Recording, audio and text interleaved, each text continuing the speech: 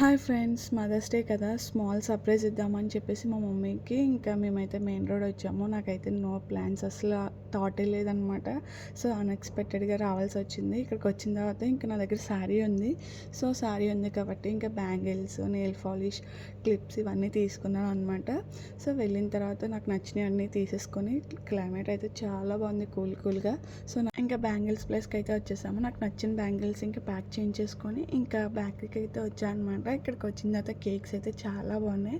So నాకు నచ్చిన cake అయితే నేను తీసేసుకున్నాను అనమాట. ఇందులో మినీ కేక్స్ అయితే నాకు చాలా బాగా నచ్చాయి. సో ఆల్ టైమ్ ఫేవరెట్ నాకు ఐస్ క్రీమ్ అంటే చాలా ఇష్టం అనమాట. సో ఇంకా ఐస్ క్రీమ్ అయిపోయిన తర్వాత ఈ మినీ కేక్ చూస్తున్నా, చాలా క్యూట్గా ఉంది.